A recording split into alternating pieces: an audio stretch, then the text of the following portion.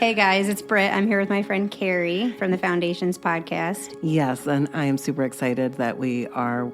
First of all, you were a guest on my podcast for the last years back and couple up, yeah. years. Yep, a few different times. And we worked so well together that we're really excited to transition the Foundations podcast to the Complete Wellness podcast. We're two friends talk about how messy life is with zero filters. Exactly. So stick around. We have lots of exciting topics to discuss. Yes.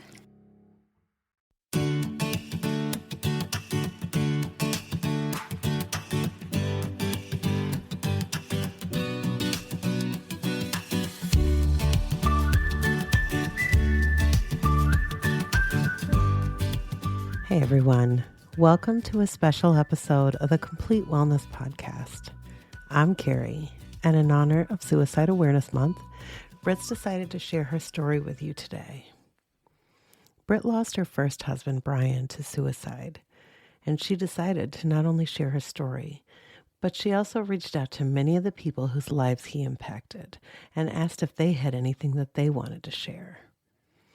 So you'll not only hear how Brian's death affected her life, but you'll also be hearing from others who had a message to share with Brian. His children, loved ones, and you'll even hear from Britt's husband. And finally, Britt will bring her story to a close by sharing her message for Brian. So it's Sunday morning. Mm-hmm. I have a fresh cup of coffee, which I probably don't need, but because I've already had two. I spent the weekend cleaning out this office because I haven't used it as much as I should have. And I even saged the room this morning. I could smell it when I walked in. I was like, yes. I like to always sage the creative spaces, especially. I mean, like the whole house, but I like to, before I create something, I like to make sure there's good energy. Yeah, get all the bad juju out of here. Yeah.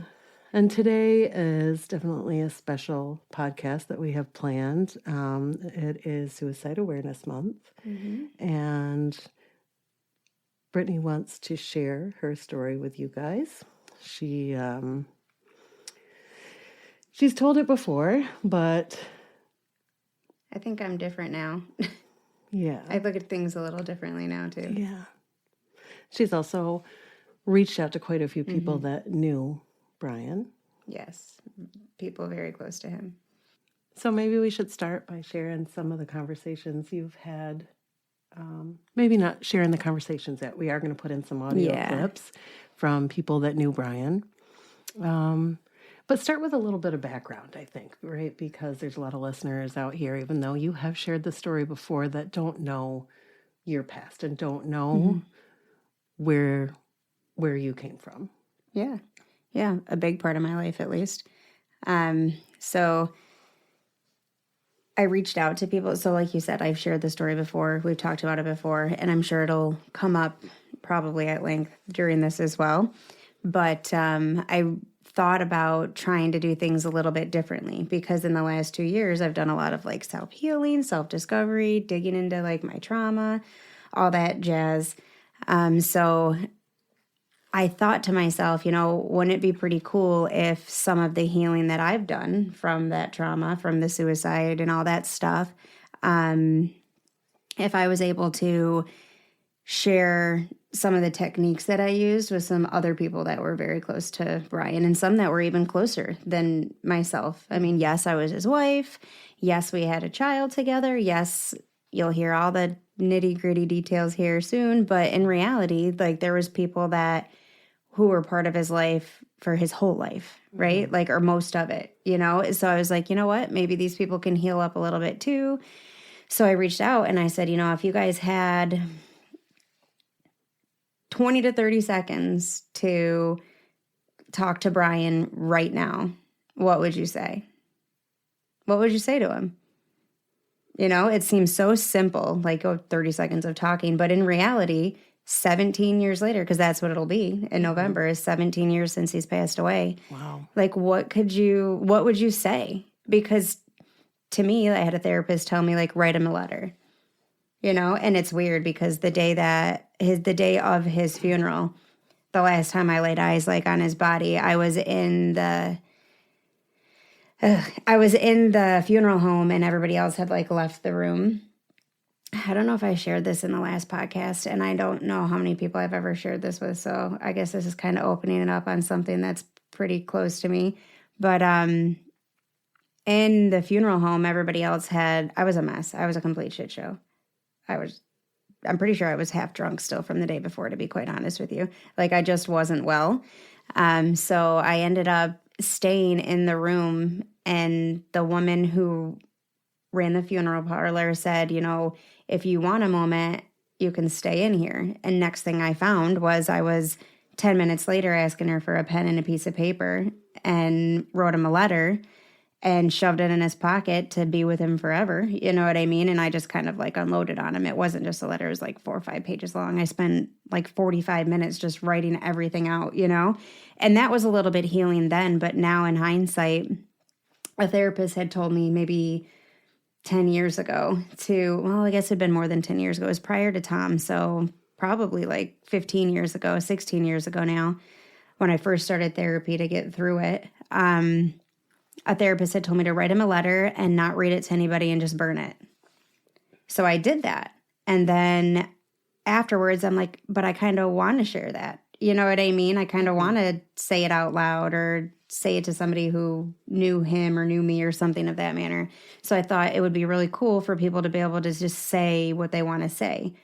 And then, so there was 2 things to that, right? Number 1, they could honor Brian at the end of our podcast here, and we could put some things together, like, of people, what they would like to say to him, or, just anything to honor him, whatever they felt they wanted to say, good, bad, or indifferent. You know what I mean? Like, it could be anything. And with that, so there's that you can share in honoring him. But then also, I wanted there to be a little bit of healing for the people who hadn't really been able to find it yet. And it was pretty crazy because there was some pretty long, like, lengthy things that people had sent me that they had written out for him, and they weren't sure if they wanted to read it or not, or want the public to hear it or not. And some said yes, some said no. They just wanted to share it with me and thanked me. I mean, just as soon as 20 minutes ago, thanked me for just asking the question and just suggesting it because they had some healing and all that stuff. So it's pretty cool. It's pretty weird. Like, just the littlest things through your trauma, no matter what it is, whether it's suicide or anything else. Like, if you just acknowledge it and speak it and not hide it and bury it, it's pretty crazy how much you can grow from it and learn from it. So let's start. Well, we already started, but yeah, but we should probably start with like the background and telling people the story, so they know. Yeah, for the people that don't know Brittany, and don't know what she's been through, just give us a little bit of an overview of what happened to Brian. Little bit. It's so long, but it's okay. I'll try to make it as short as possible without missing any points. We'll just see where it flows. So, I grew up like in a small town, Lisbon, New York. Dead end dirt road. Had grown up with my parents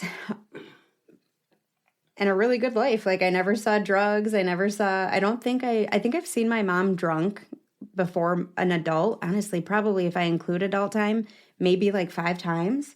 And I don't ever recall seeing my dad drunk. Not once.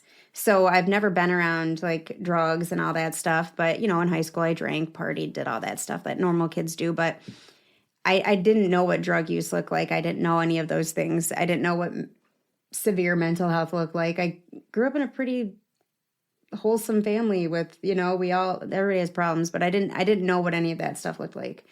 So fast forward, I'm 21, I'm a bartender, having fun, all that stuff. Meet a guy 12 years older than me, Brian. He had like his life together, like from what I could see, literal corner lot in Ogdensburg in the city, white picket fence, whole house, 2 cars. Like, he had everything. Beautiful daughter. He had everything put together. Great personality. He was funny. I mean, and like, looking at it, it's like everything that anybody would want, like, to start their life, Started dating, got married very quickly, had Brody all very quickly. When I was pregnant for Brody, I started to notice his mental health not being normal, I guess. But at the time, I didn't know that's what it was. I just saw, I don't know. I don't know exactly what I thought it was at that time.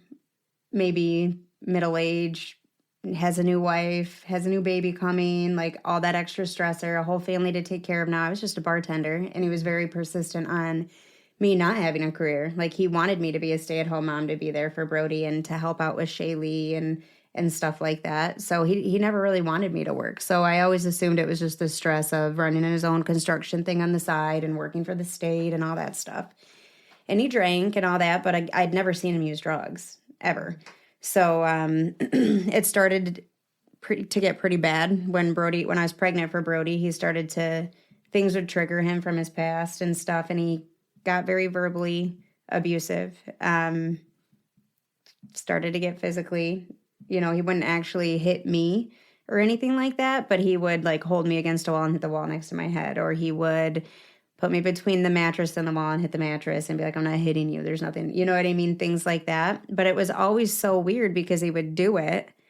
And then it was like within an hour, I was like the best thing in the world. Like, it was just night and day. At the time, I didn't know what bipolar was. Well, now I do. And now it's clear and it's textbook and all that stuff. So the mental health things started to show themselves then. And I was very lost and young and misunderstood, and I didn't want to share it with anybody. I was scared to. I had some friends who had witnessed some things that now they tell me, like, I wish I had done this or had done that, but you can't. What do you do? You know what I mean? Like, you can't go back, There's no I wish I could have. So then I had Brody. It was a really difficult C-section. He was stuck in me, so it was pretty bad. So I had some pretty strong pain meds. I tried them once, didn't like the way that they made me feel, so I just left them in like the medicine cabinet or whatever. And then spring had come, like later spring, a couple months after the C-section and all that, and I was cleaning the house. Like, I was able to get up and move around and clean the house, and Brian was out in the garage. He had some friends that were, I don't want to say sketchy, but some people that I wouldn't trust with some things, just somebody that I wouldn't really trust in my home, some people. So I opened up the medicine cabinet and I was cleaning it out in the bathroom, and I grabbed the pills and I was like, well, I'm not going to need these because, the pain's gone, and I didn't even use them then. And it should have been pretty full. I think they gave me like 20 or something like that. I don't know how many, but it was a significant amount. And I knew I had only used one because I did not like the way it made me feel. It hurt my stomach. It made me feel weird. I didn't like it. I don't even remember what the drug was, but it was definitely a controlled substance that was very strong. And they were gone, or there was like one left. I don't know, gone or like one left, but it was weird because there was a lot missing. So I vividly remember grabbing them and walking right out the bathroom door, down the short hallway, through the kitchen, out the garage door, right to him, and said, you're going to keep your scumbag friends out of here. Like, I went nuts. I lost my temper pretty bad because that's terrible. Like, to me, to somebody who's so sheltered, like, that is horrible. Like, not only are you misusing drugs, you're stealing them from a pregnant woman or just had a baby. You know what I mean? Like, what the fuck? What do you do? Like, what are you doing hanging out with people like that? And it turned out, he told me it was him using them. And at that moment, I remember there was these stairs like on the garage, and he had kind of like, at one point, like an apartment built in there for himself or something. I don't know, but I remember like looking around it, and I remember exactly where I was standing, and it just was like click.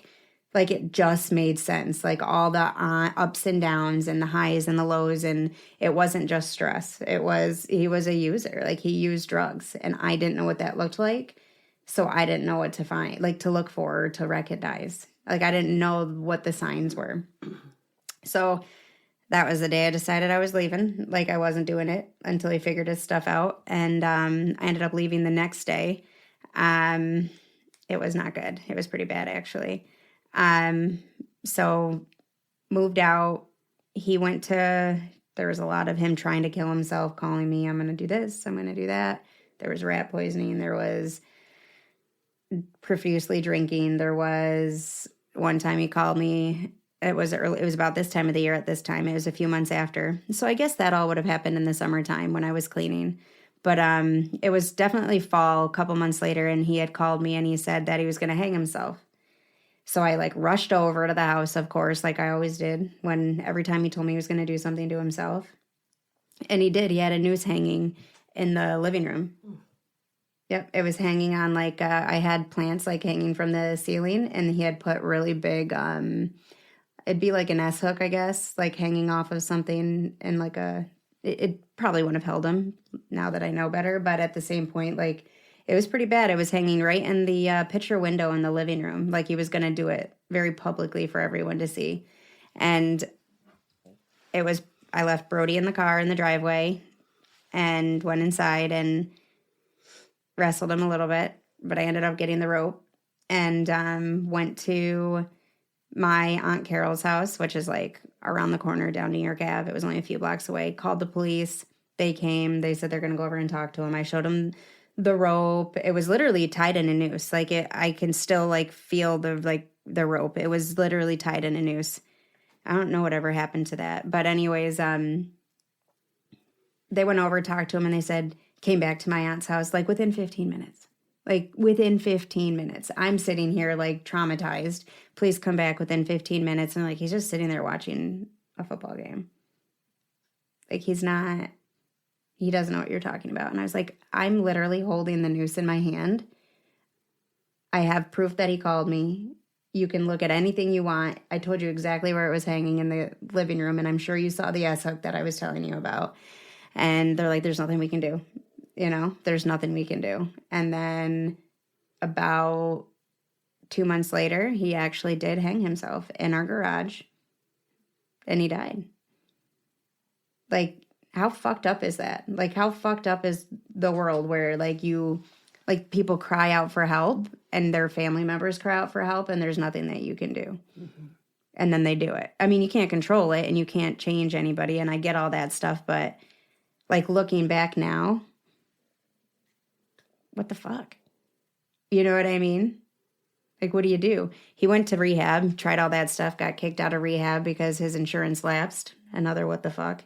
And that right after that is when he committed suicide. And Tell us about that. About when rehab. You went to pick him up. Oh, that's the hard one. I knew you were going to ask. So I went to get him. I had started talking to somebody else. He had started talking to somebody else. He had a counselor at rehab who I spoke to with him. Like there was like this group thing where like you and him, like you and the person who's there, you talk together with the counselor and you like work things out to have a better relationship, even if it's like just it could be anybody. It could be you and a friend, but it ended up being me as his wife, even though we weren't still technically together. And then you each talk to the counselors alone. So you have your own things to work through and then things together. And I remember saying to the counselor the week before or so, he wasn't even there a week, so maybe he was there 2 weeks, but it was right before I went to get him. I said to the counselor, like, I plan to, like, get back with him and have a family. Like, I stopped talking to the guy that I was talking to and all that stuff. And the counselor said to me, you can't tell him that. And I said, oh, why? Like, what other reason would somebody want to get better other than for their family, their kid, their wife, all that stuff? Counselor said, if you tell him you're going to come back, if he gets better, then the first time you guys get in like an argument or a fight or something bad happens, he's going to relapse because like pretty much like the prize is gone, right? So he needs to get better for himself. Like you cannot tell him that. And I said, all right, well, I won't tell him then. Fast forward, they call me and say he needs to be picked up like today or tomorrow or something. It was very short notice to go get him. So my mom gave me her van and I went to get him, and we got there, and they have you like walk down this hallway. There's like a bunch of windows in it and stuff like that, but like you walk down the hallway like together, like with him, and they're like all clapping and like it's like a send off, if you will, I guess. Like it's like you come through and you're new or something. So we went through, and I remember I handed him Brody. It was just me, him, and Brody. And I went to grab his hand, and he didn't really want to hold my hand. He's like, I got to hold Brody. And I was like, that's weird, because he always would, you know? So whatever, I didn't think anything of it past that. And then we got to the end of the walk, and he gave this girl like a really good hug, and they were both very emotional. And I was like, oh, okay, it kind of clicked a little bit, like why he didn't want to maybe hold my hand. So we got in the van, left. I asked him what his plans were for the night, told him I was going to make him dinner and stuff like that and watch a movie or whatever, and just whatever he wanted to do at home. And he had said he just kind of wanted to relax. Like he didn't really think he wanted to, you know, whatever. And it turned into the conversation of whether we were going to get back together or not and all that. And he said he had met somebody there. So I was like, okay, well, I guess we're not going to like stay together. And the conversation got a little uncomfortable, not so uncomfortable that, I don't know. It got uncomfortable enough that I was like, I remember gripping, I had him drive, and I remember gripping the side of the van. It was like tan. I remember gripping like the handle thing because I was like scared. Like I was afraid a couple times when he said some stuff that he was going to do something not okay. I don't know how to explain it, but that started my fear of riding with people. I mean, you know that, you know, I can't, you know, I actually just went to Watertown yesterday, and I had Tom drive the whole way there and back. I'm so proud of myself. I didn't even sweat once. Well, a little bit, but not too bad. So I can't believe that they gave him a send-off like that when his insurance lapsed and he didn't actually like complete the program, right? Yeah, he like did not complete the program. He was there for a week or maybe 2. Yeah, it wasn't long. I want to say 10 days, but I could be misspeaking because, again, it's 17 years ago, and it's pretty traumatic part of my life. But it was very short, and you're right. He did not complete the program. He 100% didn't. You don't go in there for something like that and be just better in a week. No. You know. No, absolutely not. Nope. So, yeah. So we got back home, and yeah, it was weird. It was uncomfortable. It was shitty. It was all shitty. I ended up getting back with that other guy. Brian ended up few weeks later, completely crashing. Of course, the girl that was supposed to leave shortly after him and come live the beautiful life together because she gets him and all that stuff, never responded to him, never got in touch with him. So, you know, then he tried, you know, wanting me and then wanting, you know, Shay's mom back and trying to figure anything out that he could to salvage it because, again, he didn't complete the program. He didn't fix what was wrong, you know? It was like another... I think that girl, now in hindsight, I think that girl was his reason, like the counselor was saying or therapist was saying, it gave him a small reason to try to be better, and it was like the mask, you know, kind of like what the therapist was explaining to me. So, yeah, it was shitty. Super shitty. So what were we going to say? I was just going to say, so a couple weeks after, he completely crashed. Yeah, he completely crashed. So he would call me all the time on my phone. And when I left with like a couple of trash bags of clothes. Like that was it. I didn't take much of anything.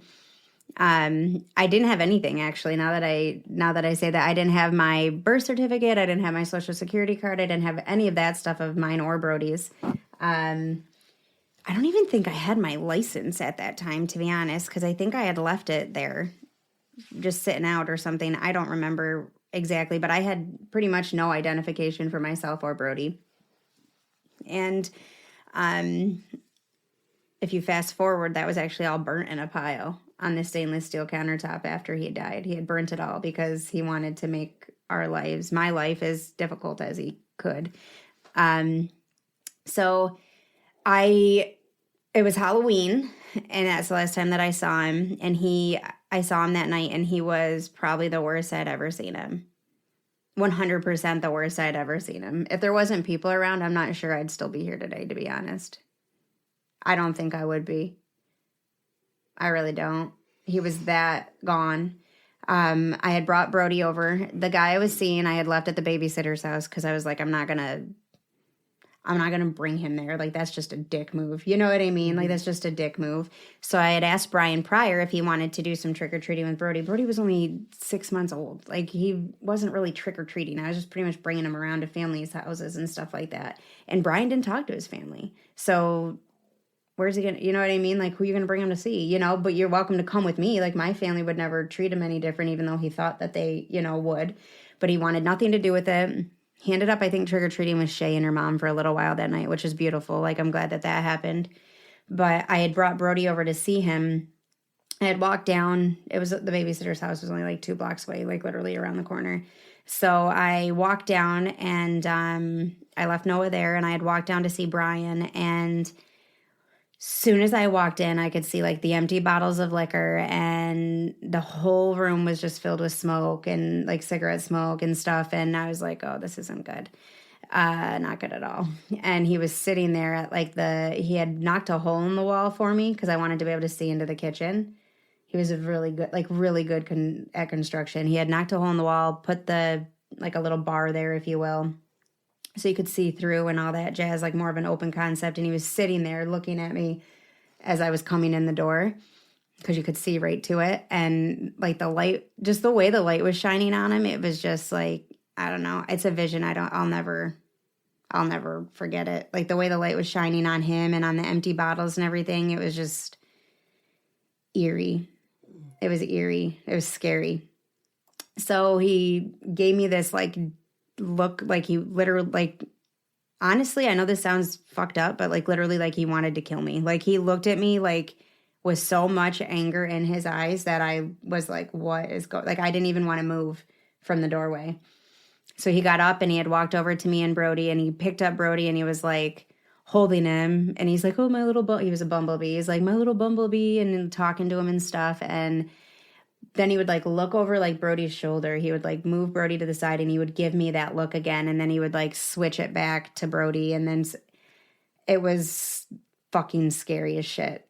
And so I ended up, I was really scared and uncomfortable. So I ended up saying, all right, well, we're going to go now or whatever. And he's like, you're not taking my fucking son. He went off on me. And then I ended up getting Brody and walking out the door, and he followed me right down right out the door, right down the stairs. I could feel him on my neck, just saying and he was saying the most horrible things, just terrible stuff, and followed me right to the white picket fence, which was really difficult to open. It was just an asshole fence. Like, you know how they get latched and then you have to like lift the fence? Yep.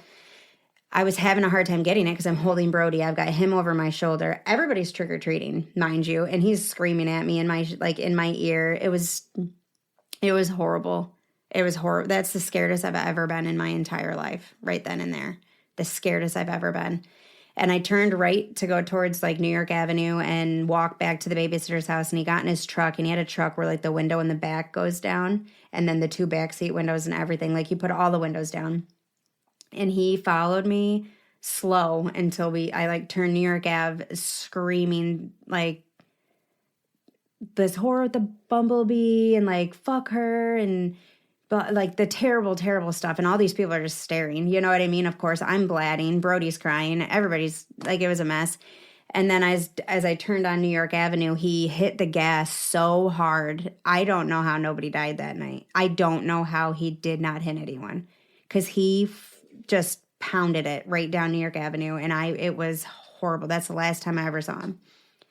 And I got to the babysitter's house, a mess, of course, and everybody was pissed off at Brian and wanted to go find him and all that, you know, all the normal things that people want to do in those situations. And I had to tell everybody, it's just let it be, you know, because clearly it's only going to make it worse. And so then I had said the guy I was seeing was in the military, and he was going overseas. He was going over to Afghanistan. That was during the war, you know, like scary shit too, you know. So he was leaving in short period of time. I don't know. He was leaving pretty soon though. I think he left like the 2nd week of November or something. But here it is, you know, the 31st of October. So he didn't have much time. He had to pack up his apartment, all that stuff. His dad was coming. I had planned to go meet his dad and all that, and from Guam. And so I went over to Carthage with him to try to kind of get away from everything. So I waited till the next day. We left that night because I was like, I don't feel safe going back to where I'm living. Like, I don't want him to know where I am. You know what I mean? So I had called him the next morning. There was no point in telling him that night that I was leaving, even with Brody, because he was just so drunk that it wasn't going to make it, or high or whatever he was. It wasn't going to make a difference. So I left, went to Carthage, let him know the next day that I was there. We were going to be there for, a few days. We were just helping Noah, like, you can get a hold of me if there's an emergency. Like, Brody's with me. Everything's fine. I don't feel comfortable telling you exactly where we are, but we're, like, in the Watertown area or whatever.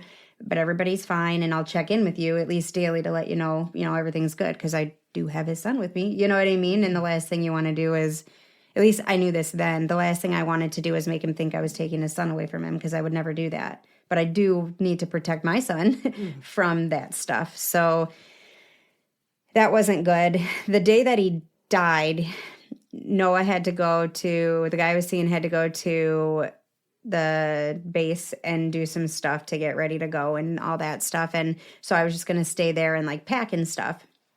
His charger, my charger, one of our chargers had broken, but we both had those, like, remember those old school Razor phones? I had a rose gold one. But anyways, we had those, and one of our chargers had broken. So in short, like, my phone was fully charged. So I had said, just take the charger because your phone isn't fully charged. I plugged mine in last night. So he had taken it. I was like, I don't really have anybody to talk to. You'll be working all day anyways. And it is what it is.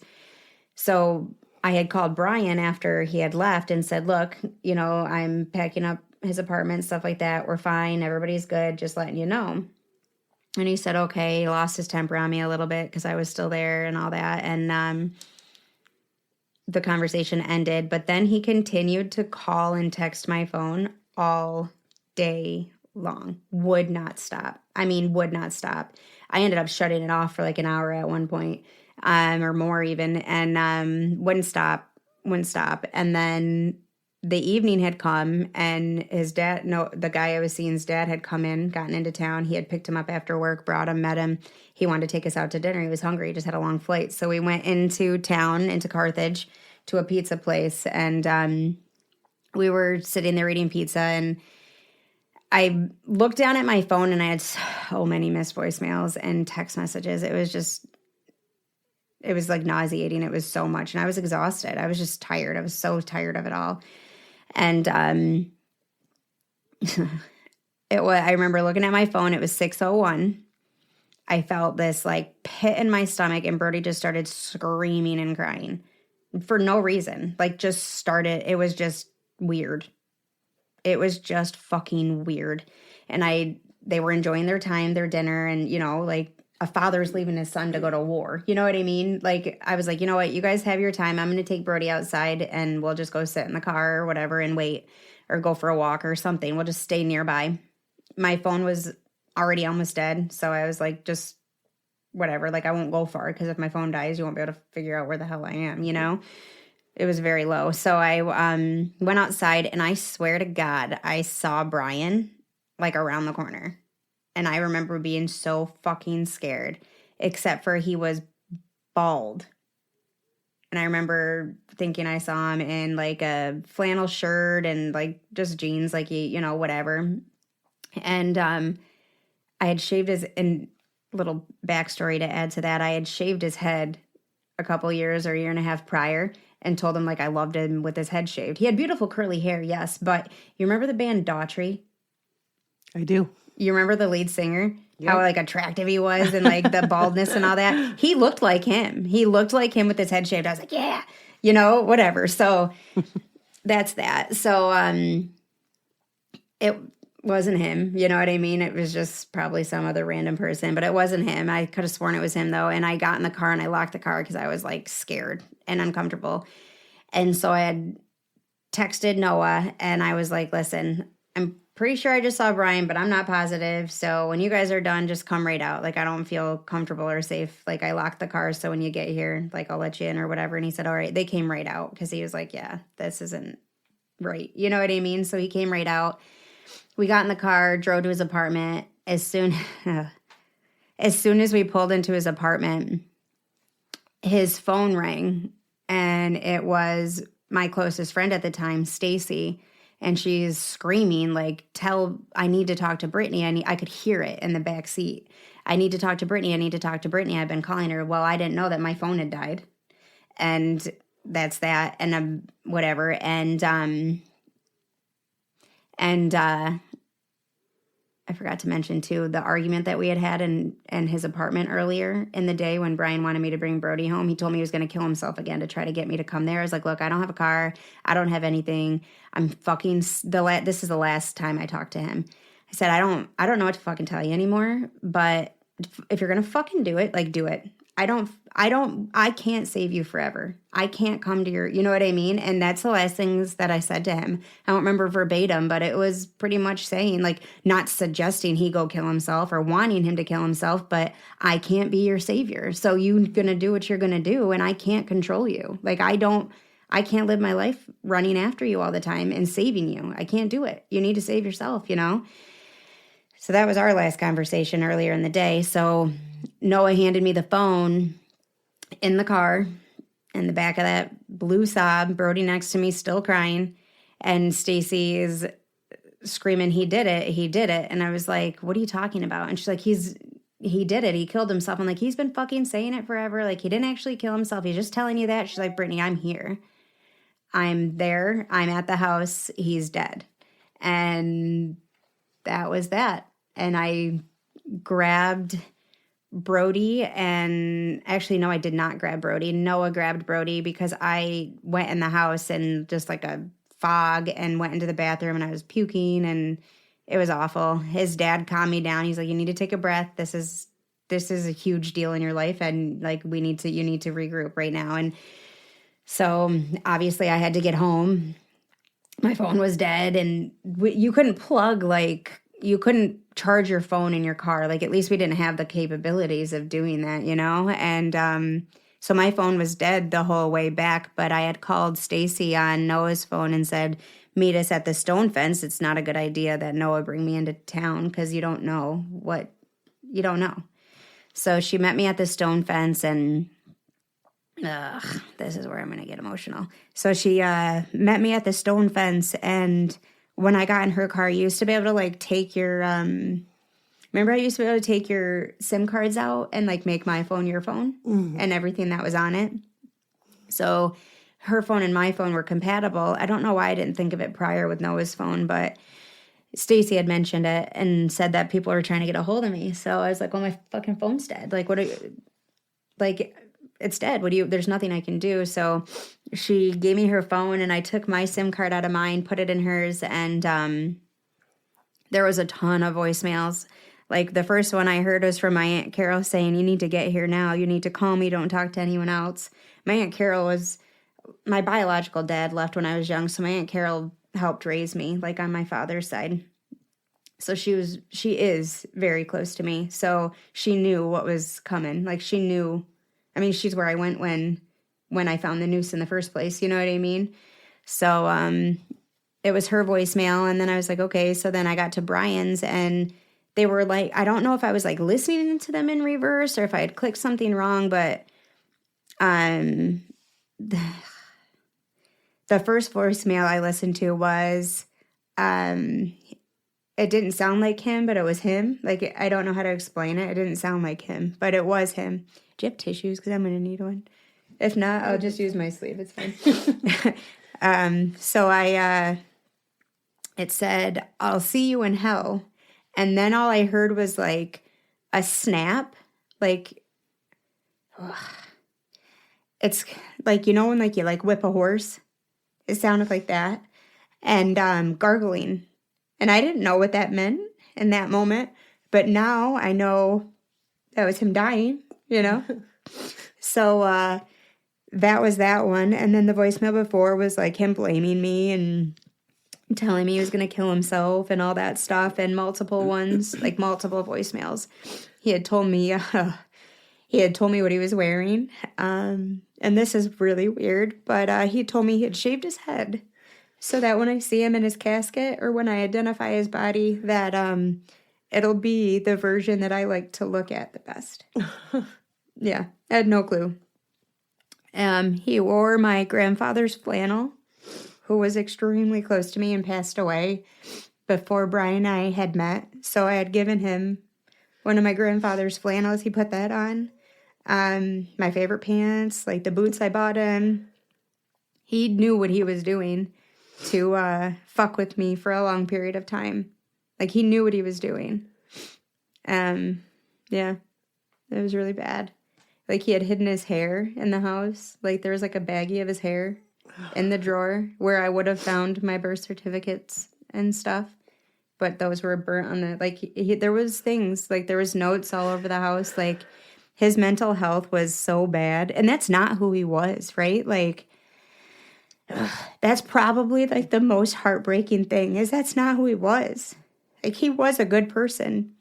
He was thoughtful. He was caring. Like, he was a good man. I wouldn't have married him otherwise. But his mental health just completely took over. It just took over. Like, when I say, like, the voice was his, but it wasn't, like, if somebody were to tell me, like, people truly can have, like, demons in them and stuff, I would believe it. Like, I think I've seen it. Like, that's not who he is. Like, that's not him. Like, he wasn't him. You know? Like, I like to think maybe he was just trying to get me there and he didn't want to actually kill himself and he slipped. But the reality of it is all the things that were in line, all the things that he did in preparation, all the things that he said, his voice, his tone, he knew what he was doing. He wanted to die that day. He did. Oof.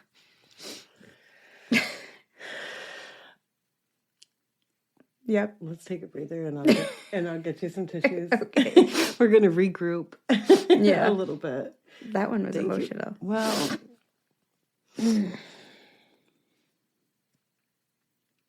how could it not be? How could it not be? Like, the worst thing is like, yes, obviously the worst thing is that he's not here. Obviously. But it wasn't him. He was not him that day. He wasn't him for a long time. Yeah. You know? Ugh.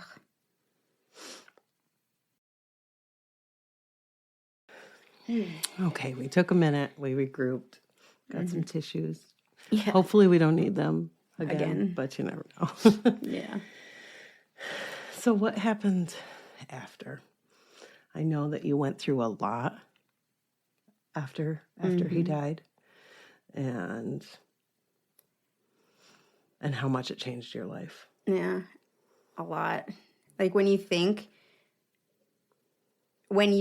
like, for someone who is, like, contemplating suicide, like, when you think, somebody had said something to me earlier about, actually, you're going to hear it, and it's when Margie talks later on to the people that I had reached out to. She had said something along the lines of, you might think that you leaving is going to give the people that you love a better life, like you're a problem or something like that, right? It doesn't end there. It doesn't end there. When you kill yourself, the people that you love, all that pain that you're, like, carrying and all that pain that you're fighting and all of that stuff, like, it doesn't just leave with you. It stays here. And it's passed on to the people that love you to then deal with on top of the grief of losing you. So get that one right out of your heads. If you're considering doing anything like that to yourself, that's not a real thing. You're not making anything better for anybody. You're not erasing your pain. You're passing it on to the people that you think you're helping. The reality of it is it doesn't go away. It's just amplified and given to the people who loved you the most. It's just the reality.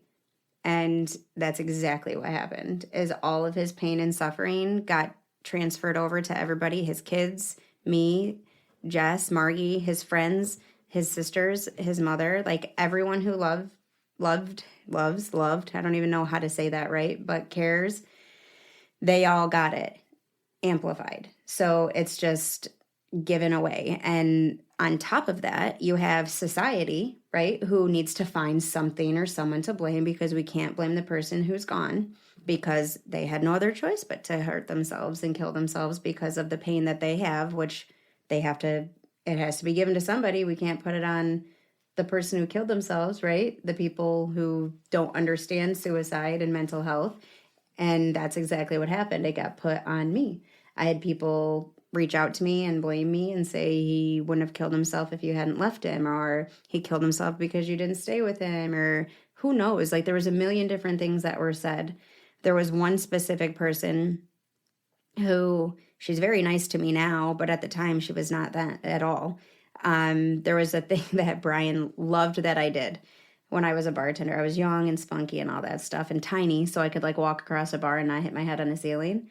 So one of the first times he met me, that's what I was doing. We had a little thing at the bar I worked at where we each had a song on the jukebox, and if it was played, you would pour shots like off the bar down people's throats or whatever. It was pretty much water, if we're being honest. There was a tiny bit of liquor in there, but we had our own little mixes. Like, mine was pretty much cranberry juice, water, and a tiny bit of vodka or whatever, but whatevs. So that was one of his favorite things that he did. So after his funeral, a few days after his funeral, maybe a couple weeks, I don't know, it was still fresh. And, it was still fresh. I can't believe that I even went out to the bar in public like that soon. But I did. And all of our friends were there because it was the bar that we met. It was the bar that I worked at. All of our mutual friends, everything was there. So I was already scared to go in because I was worried about who was going to say or do what, or if they were going to, I don't know. I just was uncomfortable. I was worried. So we went in, and everybody's like, you got to get on the bar. You got to play his song. You got to get on the bar and pour shots. And I was like, no, whatever. Turns out I was like, fine, I'll do it. Because everybody's like, do it for Brian. Do it in honor of Brian. And everybody that was close to him was like belly up to the bar waiting for it. And I was like, all right, so I'll do it. So I got up to which in hindsight, like, alcohol was one of his problems. That's the fucking last thing I should have been pouring down anybody's throats. But it is what it is. And you do what you do with what you have when you have it, So I went to do it, and somebody grabbed my leg while I was doing it, like, firmly, and that's a no-no. Like, no one ever touched me, If they did, Brian was there to make sure it didn't continue, and others, So anyways, I looked down, and it was a female, and it was somebody who was related to Brian, and she told me I should be this isn't exactly what she said, but that I should be ashamed of myself, and he'd be disappointed that I'm at a bar, and he's dead because of me. And I just lost it. I just started crying. People started screaming at her and lifted me off the bar, and it was a disaster. But in that moment, I was like, it was my fault. Like, she's right. That was the moment that I wasn't sure. Like, it crossed my mind. You know what I mean? Obviously, it had crossed my mind up until then. But that was the moment that changed things for me after he died. I was like, yeah, he's dead because of me. I said that to my friend Casey. I remember it. I remember looking right at her and her brother Joe and saying, he's dead because of me. And they took me out of the bar and brought me to their parents' house, which wasn't far away, and all that stuff, and tried to, help fix it and all that. But there was no fixing it at that point in my brain. It had a switch had flipped, and it was my fault. He was dead. My kid doesn't have a dad. Shaylee doesn't have her dad. A mother doesn't have her son. Friends don't have their friend. I don't have my husband. Siblings don't have a sibling because of me. I remember thinking all of those things in the short drive to their parents' house, which is just a couple blocks. Like, I probably said it. I'd have to ask them, but I probably said it out loud to them because I was comfortable with them. But yeah, that was the switch. That those few words was what changed it, or solidified it, I should say. Like, confirmed, like, my biggest fears in the back of my, like, subconscious were true. Like, he's dead because of me. Mm-hmm. Yeah, because she's not a mean person by any means, and I don't know her well enough to say whether she's good or bad. I don't know, but she doesn't strike me as somebody who's a dick or anything, but so it would have been different probably coming from somebody I knew was an asshole or knew was trying to get a rise out of me, but I didn't know if she was or not. So I was like, yep, that's it. So it kind of went downhill from there. Like, there was a lot of things. There was a lot of people who blamed me. There was a lot of me blaming myself. I was completely hammered for pretty close to a month. I was shit-faced for almost a month. I couldn't look at Brody. He still is. Holy fuck. He's literally a spitting image of Brian, right down to the hairline. Spitting image. Artist, physically looks like him, same tendons, like same temperament, everything. Like, just, he's Brian through and through. And I couldn't even look at him. I don't know if it's because he looked like him or a combo of because he looked like him. And I blamed myself at that point. But I was drunk for a solid month. I would wake up, I would be like, I'd work every day because I could drink at work. So I would go to work. I'd get drunk at the bar, drink all day long. I'd pull doubles. I didn't even care. I'd leave in between two, go say hi to Brody, check on him, all that stuff. But nothing, I wasn't taking care of him by any means. Two of my friends were, who I thought were my two of my friends were. But that turned into a shit show. They wanted to like keep Brody, and they're like, oh, Brian's gone and Brittany's going to drink, so we'll just keep Brody. So that was not a thing. My parents were obviously really worried about me. And so about a month later or so, a month or so afterwards, it was right after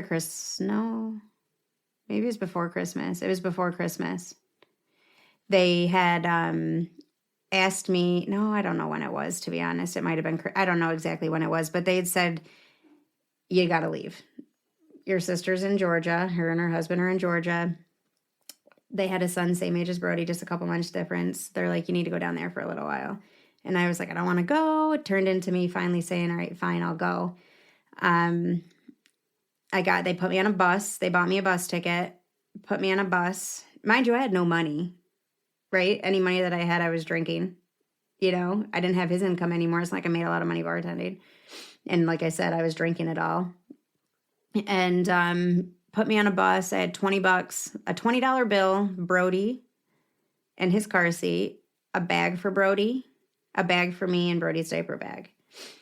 And got on the bus. It was like a stinky bus too.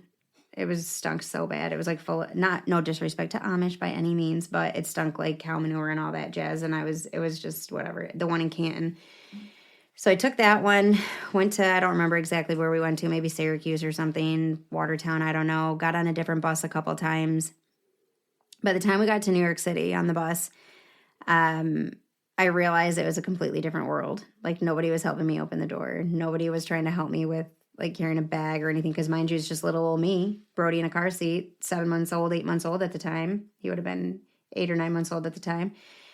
And 2 bags and a diaper bag, right? One bag I could put on like a backpack. The other one was like a shoulder one. And then Brody's diaper bag was a shoulder one. It was difficult. Like, if you can imagine me trying to get off a bus, which is like narrow to begin with, and walk through with all that shit. So that was enough to stress anybody out. I'm coming down from being drunk for an entire month, literally. No cigarettes. I smoked at the time, nothing. $20. So I got to New York City, and nobody was helping me open the door. People are actually blatantly rude and like shoving past, just like you would in a city. But I wasn't used to it. I'd never been to a big city. Biggest place I've been to was freaking Carousel Mall at the time, or Myrtle Beach for vacation stuff. But anyways, I remember sitting there. I had a layover in there. It was a few-hour layover. I sat on the ground like against a wall so I could plug my phone in, and had Brody in his car seat. And you didn't have to have him in a car seat there, like on the bus. I didn't have to. So I remember like talking to my sister on the phone. I'm like, I can't do it. Like, I can't do it. I need to go home. Like, I can't. I'm just going to stay here in the city. I don't know what I said, but it was pretty defeating, to the point where she's like, just leave the car seat if it's too much, and we'll buy a new one and put it in the car for when we pick you up. So they had went and bought a new one. I was like, all right, I'll leave the car seat. And then I took everything out of the bags that I knew I needed for Brody and the backpack one, and put it in the backpack one. I kept like one outfit for myself. I had an outfit on. I put everything that I could fit in that one bag, everything Brody needed. And then I threw everything else away. I literally threw it all in a dumpster, a big red dumpster. Right there, that was in front of me when I was sitting on the ground. I just sat there and cried for hours, holding on to Brody. And then I took Brody out of the car seat when I had to go board the bus and push the car seat over by the trash can too. It was what it was. I couldn't do it all because I had multiple layovers in big cities before I got to Georgia. And got on the bus with Brody then, and that's all I had. Like, that's all we had by the time we got to Georgia. I remember laying on the bus a couple of times, like laying on the floor of the bus. Actually, like sitting on the floor of the bus, and like had my my arm up like on the seat, and the other arm wrapped around Brody while Brody was laying in the seat like a bed, sleeping like overnight, and just staring up at the moon. I just remember laying there on a bus, like on the floor, sitting on that backpack actually for like cushion for my hip, and just laying there for hours, just like staring up at the moon and all that. So we got to Georgia, and my brother-in-law was there to get me, and that's where like, ugh, I didn't think I was going to cry again. But that trip was so hard because when my parents put me on the bus, like, my mom, I've never seen my mom so emotional. She didn't want to leave me. She's like, Tom, I can't do it. Tom, my dad. She's like, I can't do it. I can't leave her like this. And my dad's like, if you don't leave her, like, we might lose her. And I remember him saying that. If you don't leave her, we might lose her. And he was right. My dad's like not somebody like that at all. He said to my mom, I looked up as they were walking, and he was pretty much grabbing a hold of her, and she was crying so hard. And I was crying, and Brody was crying. And my dad's like, if we don't leave her, we might lose her. It's like, holy fuck, like that hit me. So I thought about that the whole way, and we got to Georgia, and that's where it started again. We had $2, two $1 bills, and a book bag, and that's what we had. And a lot of fucking pain. A lot of pain. But I still have those $2. I'm going to give them to Brody when he graduates. Show him where we came from. Like, we came from more, right? Growing up, like, I came from a very good family. And I wouldn't be who I am today or where I am today if it wasn't for my family. Because I can't imagine, like, going through what I went through and not having, like, the foundation that I had from my parents, right? Like, anybody in that situation would crumble, right? I crumbled for sure, 100%. But I had a good, solid foundation that I landed on, so I was able to rebuild. But it took a long time and a lot of really bad moments and uncomfortable moments, and I made some really bad decisions, but I also made some really good ones, and worked it out. But I stayed in Georgia I got back with that guy. That I got back with Noah. Like, we were kind of back and forth for a while, and I got back with him, and he came down to Georgia and visited and all that, and then got an apartment in Lowville, all that stuff, because I wasn't comfortable moving just home yet. So a little over a year later, I moved back to Lowville, which was as close to home as I wanted to be at that time. But then stuff didn't work out with him naturally. I mean, come on. Not that he was a terrible dude, but let's be realistic. You know what I mean? A relationship that starts off with all that stuff, and a deployment and all that, it's not ever going to amount to much, It's just the reality of it. But ended up moving home after that with my parents, and then me and Brody got that was scary. Like, moving home was scary. I remember the first time I went to Price Chopper in Ogdensburg when I moved home. It was scary. I was so scared to run into people. But ended up getting a job and finding out that I could get, like, Social Security benefits and stuff like that. Excuse me, Social Security benefits and stuff like that for Brody, like survivor's benefits. And then for myself, too, as his wife, we could draw off his Social Security. So that helped us save up enough money to get an apartment. I got a job at Price Chopper and all that. And we got in a little apartment on Forge Street, and that's actually where I lived when I met Tom, my husband now. So that's where it all started again, our new life, our second chance, I guess. It's weird to say that. Our second chance. But yeah, here we are. And today, you and Tom are married? Yep, 15 years we've been together. We've been married for 13 next month. October 13th is 13 years we've been married, and we've been together 15.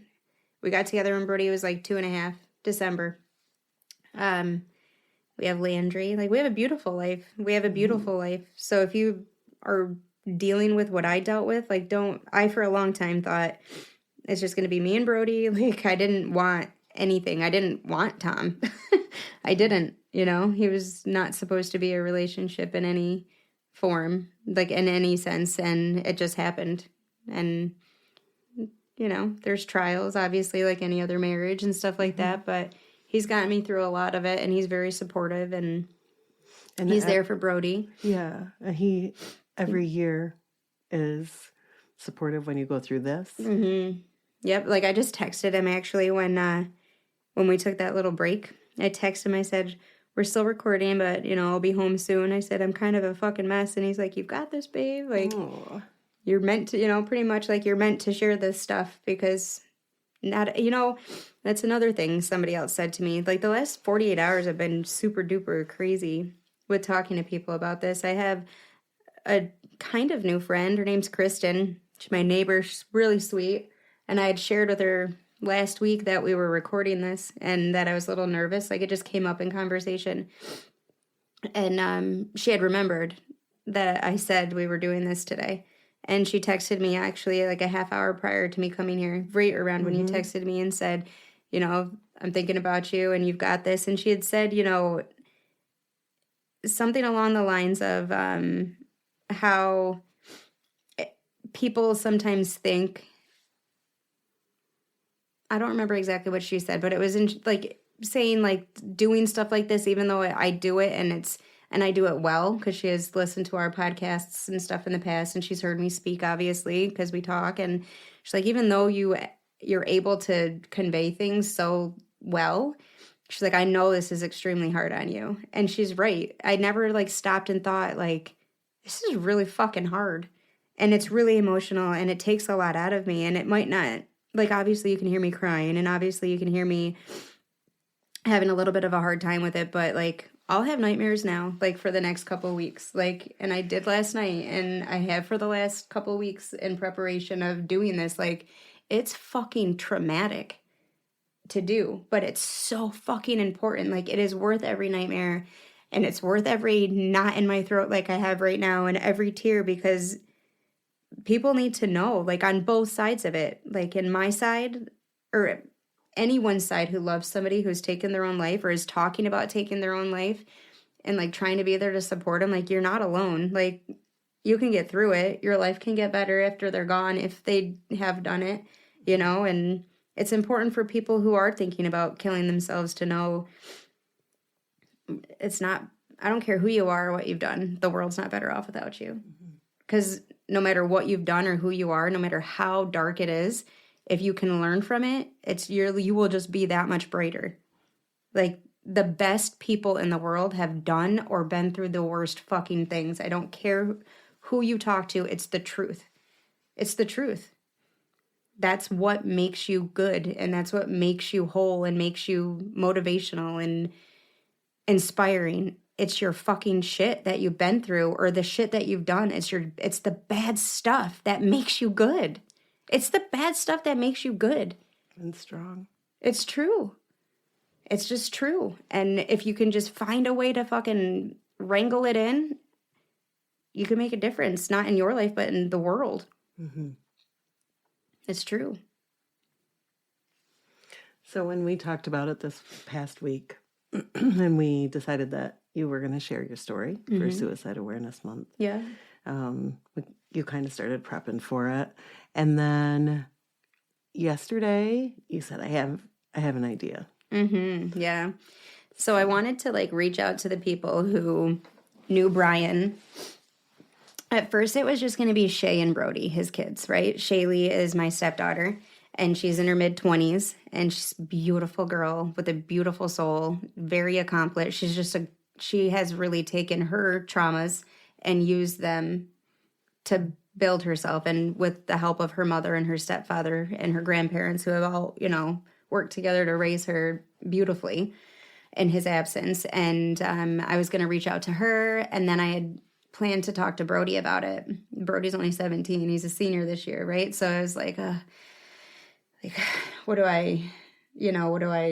I talk to them about it, And then I started thinking, I was like, I don't think it should just be them. And that's like to the tune of what I was saying earlier. I think that it's important that anybody who is close to him say what they would like to say to him because of, the healing that I had gotten from it. So if it worked for me, it probably works for other people, right? Like, it's just the reality. If it works, it works, maybe not for everybody, but it'll help. Even if it helps one person. So I had reached out and I had said, if you can give me like a 30-second clip of if you could say anything to Brian, what you would say. Because I would like to put it together, whether it be good, bad, or, like I said, indifferent. It doesn't matter. Like, whatever comes to you, say it and send it to me if you want to. And we will kind of put it together at the end of the podcast as like a little mini tribute to him for multiple reasons, right? A tribute to him, healing for those of us who have lost him and are left behind. And also, if you're contemplating suicide, these are the things that the people that love you are feeling and will feel for the rest of their lives. What they are saying is the reality. And we always talk about it, right? Like, I see this stuff where people have like funerals for people that aren't really dead so that they can hear, like when they're like, what is it? Like when you get together and it's like a little group to try to, like an intervention. Like I've seen it where people, I've seen them online where people do it and it's morbid as fuck, but it's kind of also pretty cool because if you think about it, like famous authors, famous artists, like people we love, like we don't say the things that we're feeling and then we regret that we didn't have the opportunity to do so, right? And sometimes like we don't know what people feel or think about us and we always wonder, so it'd be nice to hear. So those are the things that these people are saying that you'll hear at the end of this that I'm sure people in everybody's life, Brian didn't think anybody cared about him. He made that very clear in the voicemails. He didn't think I gave two shits about him. He didn't think anyone cared about him. He thought his kids would be better off without him. And I'm telling you, they're not. They're great and they're wonderful. And it took a lot of work and a whole fucking group of people doing it. But our children would be better off with him here. It's just the reality. I've wondered in my head, like before, like if that's why he did it and all that, but I'll never know. So I was asking everybody, they got it together. You'll hear that in a minute. But Brody's, I hadn't cried in preparation for this at all. Like, you know me, I'm not much of a crier. Like, I just don't, I don't know. It's weird. Like, I'll cry if a dog dies or finds its owner or something. It's weird, but I don't really cry about the big stuff. And I think it's because of the trauma that I've been through. Like, I'm really good with death. I'm really good with really hard traumatic incidents. Like, that's where I shine. Like, I can hold shit down, hold it together. And I just jump into that mode, I guess. But Brody, yesterday, Tom shoots archery shoots, and we went to Watertown. And that was one that he really likes to do. And Landry and I almost called her my niece, might as well be, my cousin's daughter, who I'm very close with, went with us, Ayla, and Brody came too. And Brody wanted to go around Watertown a little bit. And so we dropped them off to the archery shoot, and then Brody and I just kind of went and hung out, which we do sometimes when they go and do stuff. Brody and I will go do things. We went to Walmart, few little things, went over to Taco Bell, and he had saw that Jess, Shaylee's mom, was messaging me. And I think he had read part of the message that was sitting on my phone. And he's like, Jess is messaging you about my dad? And I was like, oh, yeah. So I was like, all right, well, I guess I might as well mention it to him now because I hadn't talked to him about it yet. I wasn't sure. Honestly, I was fucking waiting because I was nervous to talk to him and ask him if he would record anything. So I told him what we were doing and all that and why we were doing it. And he agreed with it. And I told him why Jess was messaging me about it. And I said, and I asked Shaylee as well. And I would like to ask you if there's anything if you could say anything to him, what you would say. Fucking tissues out. And like I said, I'm not a crier, but I fucking cried like a 2-year-old child who got her toy taken away from her at Taco Bell at the table because I had said to Brody, I was like, hey, like if there like anything you could say, like if you could say anything to him, like think about it. And if you don't want to say anything, or if you just want to tell me, or you just want to think to yourself and keep it to yourself, that's fine too. But the point is to be able to get it out. And I explained it to him and he's like, all right, Mom, and that was it. And maybe 10 minutes later, like the food had come out, we were already starting to eat and we were sitting there just giggling and talking, and he looks up at me. When he looked at me, he oddly had like that look in his eyes like Brian used to have, like the good Brian, the real Brian, And he says, I know what I would want to say. And I said, okay. I said, what would you say? And I could already feel like the lump in my throat starting when he said that because of the look on his face. I knew it was coming. He goes, it'd be really short, Mom. And I said, that's fine. I said, what would it be? And he goes, hey, Dad, I wish you would have been here to watch me grow up. And we both just started blatting. I was like, holy fuck. You know, like, those words just gutted me. Like, he was 6 months old, didn't know him, didn't know anything about him, other than what I allow him to know, right? Which he's going to eventually have to know the bad stuff too, right? Because we don't want to repeat. He does have a lot of Brian's tendencies, so he's going to have to, eventually, when he gets a little bit older, he's getting there, but he's going to have to know, like, he knows it was suicide and all that, but he doesn't know the severity of Brian's mental health and drug use and how he used drugs to help with his mental health. Like, Brian had the very worst form of bipolar. And while we're on that topic, excuse me, while we're on that topic, he had the very worst form of bipolar disorder, which was unmedicated for the mass majority of his life. On top of really, really, really deep traumas as a child. He had a very, very, very hard childhood. Thank God for Jessica, who is Shay's mom, and her parents, because they were his stability as he got older. But aside from that, he didn't have that. And because society, especially back then, 17, 20, 25, 30 years ago, men saying they have mental health, like, that makes you weak. That makes you don't talk about it, right? You don't fucking talk about it. It's just now, and it's still taboo to talk about as a man because you're weak, you know? And so it went untreated for so long. So that's what, looking at the timeline of his life and knowing what I know now and talking to the people that I talk to now, that's what I think triggered him to start using drugs and start self-medicating and doing things that he shouldn't be doing to try to fix the trauma that he wouldn't work through with a therapist because that makes you weak. The mental health issues that he dealt with because we don't talk about that stuff because it makes you weak. And I think that that's extremely fucking important that you do talk about it. You are not weak.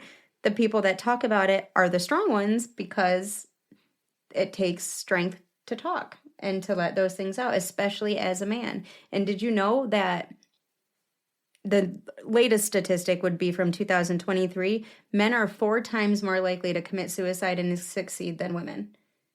4 times.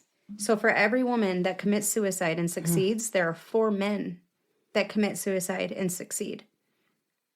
4 times. That's huge. That is fucking huge. Huge.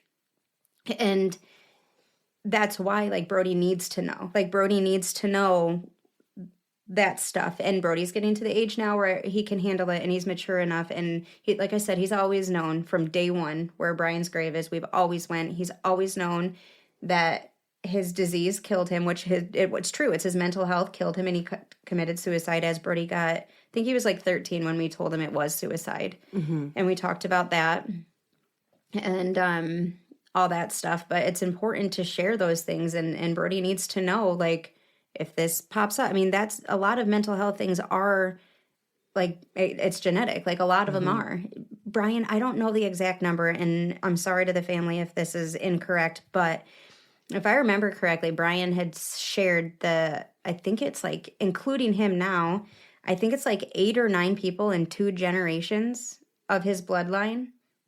If you combined mother and father, you know, distant cousins too and all that jazz. But I want to say 8 or 9 people committed suicide in his family. Wow. Like, can you, like, stop and think about that? Like, that's not just because. Like, that's some mental health things, which I think everybody has some mental health things. I don't care who you are. We all have something. And you gotta work through it. It's no different than your body having ailments. Your brain is part of your body. It's not a negative thing to say I have mental health issues. We all fucking do. Mm-hmm. It's the reality. And I think a lot of it is genetic from the research that I've done and stuff like that. It is carried down. It is generational. Sometimes the trauma is generational, which trigger it, right? Well, and they all came from the same family, which was a traumatic environment too. So you have both of those elements working against them. Yep. And that's the thing. He has multiple siblings, of which if I remember correctly, none of them share the same mother and father. Maybe one. I don't think any of them do. And there's multiple. And I didn't ever even met them all. It was just a lot, you know? Yeah. So, and he was, if I'm not mistaken, the youngest. And also, if I'm not mistaken, the only one to graduate high school even, you know? A good amount of his siblings on his mother's side are they've built a beautiful life for themselves and all that jazz and stuff. But yeah, it wasn't easy for any of them, you know?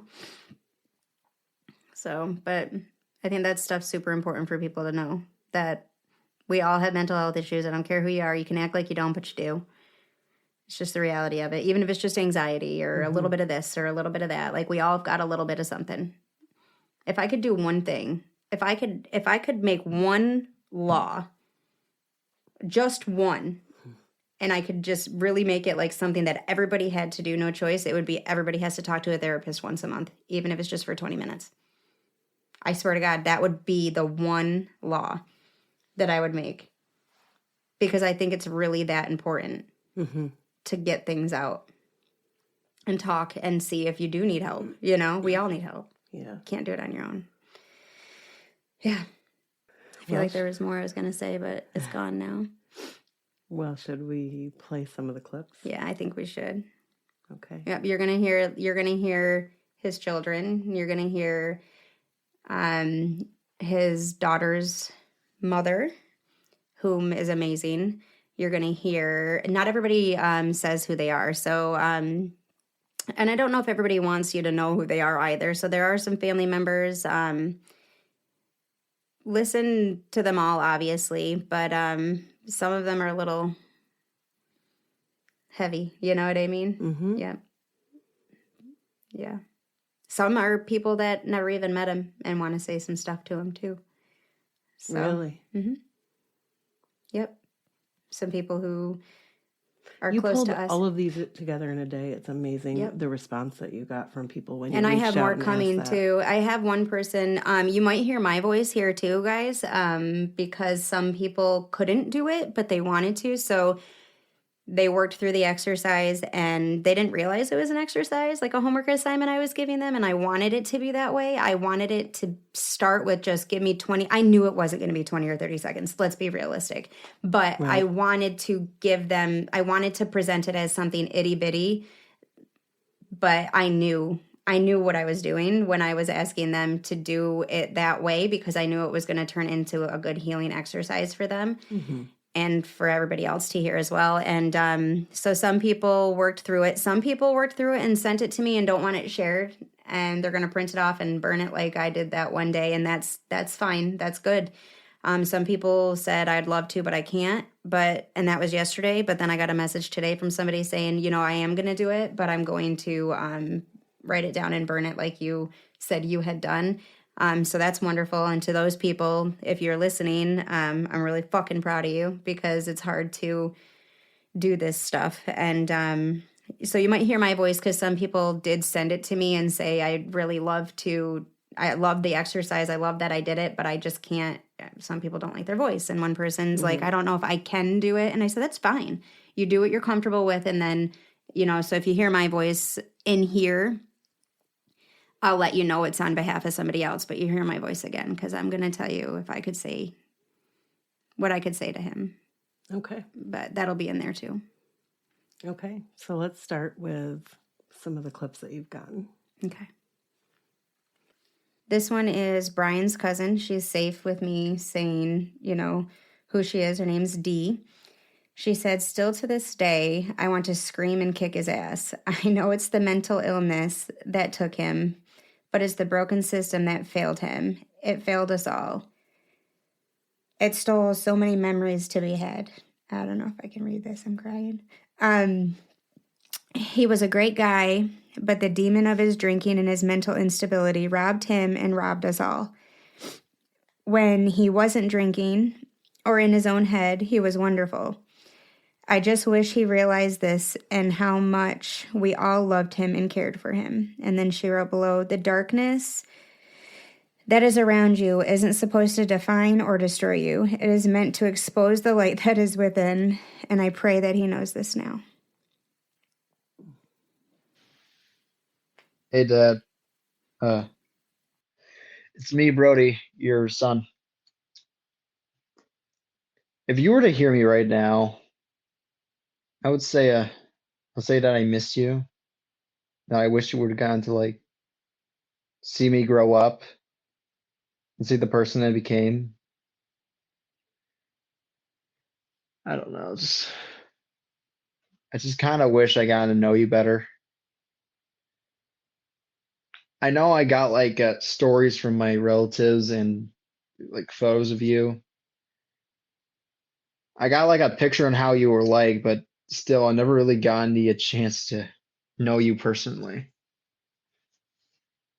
It just kind of sucks, but yeah. But from what I heard, you seem like a very nice guy, and I hope you're doing well up there. I miss you a lot. I love you. Hey Brian, um, my message is going to be a little different from the rest, I suppose. All I have to ask is why? Why would you leave your son and daughter the way you did? Why would you leave Brittany how you did? Plenty of other people. But on the other hand, I have to say thank you because it gave me Brody as a son and Britt as my wife, and it built the family I have today. Dad, if you could hear me now, I'd tell you that not a day goes by where I don't think of you. I tell you that I miss watching the Red Sox together, listening to Linkin Park, and watching you put everything into your art and hoping one day that I could be like you. I wish you knew that you didn't have to be strong all the time. I wish you knew that asking for help wouldn't have made you less of a man, and it would have kept you here with us. I know you were hurting in ways I couldn't see, especially at such a young age. I'd give anything to go back and tell you that it's okay not to be okay, and that you didn't have to carry it alone. I would tell you that even if I am a kid, I will walk through it with you and help you any way I can. I would tell you that if you had to make phone calls or write notes to anybody, then you did have a reason to stay, and you do. But since I can't, I'll carry this forward for you. I'll speak your name. I'll share your story. I'll help others every day. And I'll do what I can to break the silence around men's mental health. Even if one person feels less ashamed to speak up, then part of you is still helping the world. I love and miss you every day. I know you're proud of me and Brody, and I'm forever grateful for the family you gave me. I will forever be your kiddo. Hi, for anyone who doesn't know me, my name is Margie. I am Shaylee Breno's grandmother on her mother's side. She's Brian's daughter.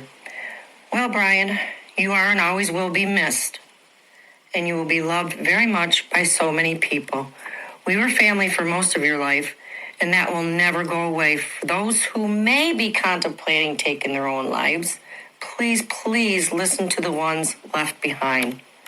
The loved ones left behind are left to suffer from this for the rest of their lives. Did I make him or her mad? Could I have done something different? Or should I have answered that call that day from you? Did you do this to make your loved ones have a better life? These will never be answered. So much hurt and guilt are left behind. Just know you are loved, and there are people that can help. Reach out. Please reach out. We love you, Brian, and we will be sure that Shay has great memories of you forever, and Brody also. There will be a great loss for them both for the rest of their lives. Please keep this in mind for those who are contemplating taking their own lives. Find help. It's out there. Thanks, Brittany.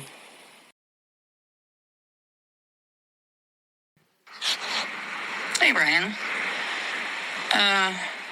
You know, I talk to you a lot. Sometimes and anger, and a lot of times just asking you to help guide Shay in the right direction. I could say a million things, but Brittany only gave me like 20 seconds. I'm sure I'm going to go over that anyway. But, I want to thank you for Shaylee. She's awesome. She's beautiful inside and out. She's intelligent. She's accomplished. She definitely reminds me of you a lot. Yep. Be proud of how we raised her, because I couldn't have done it alone. Damien stepped up. Good man. We love him. And, Mom and John, we don't even want to think of where we'd be without them. Brody. Wow. Graduating this year. Spitting image. Just a good kid. Smart. Caring. Kind. And to say your presence hasn't been missed by so many people would definitely be a lie. So really, if anything, keep watching over your kiddos. Keep them safe and help guide them in the right direction, please. Until then. It's a lot of powerful messages from a lot of people that were touched. A lot of people whose lives Brian touched. Yep. Before, during, and after, right? Yep. And still today. Still to the day. Yep. Still to today. Yep. Yep. Yep. And I just want to say that I'm super proud of you for telling your story. I know how hard it is. So hard. But I also know that even though you have to go through the feelings that you've been feeling over the past week as you kind of relive this, I also know that there's more healing every time that you tell your story. Absolutely. And there's more people that are touched and that are helped. If I had to feel the way I feel right now every day, if it saved somebody, then fine.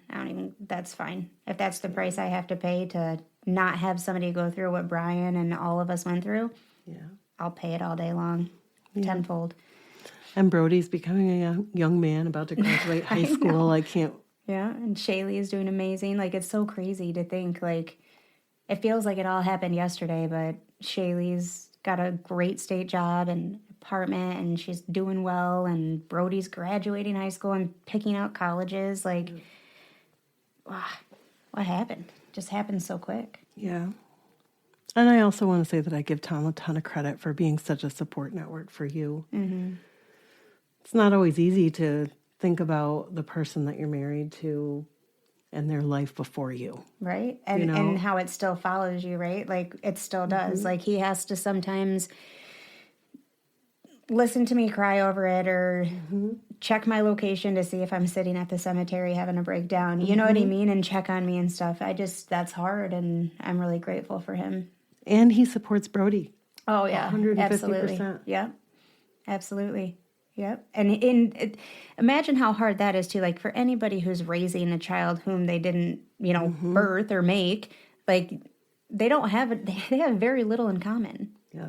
Brian and Brody were literally identical artists, like, quiet and all that. Tom is complete opposite type of man, right? So he's had to relearn things to be able to support his son that he's raised, since, granted, he's raised him since he was 2 years old, but it's still different makeups, that's hard. Yeah.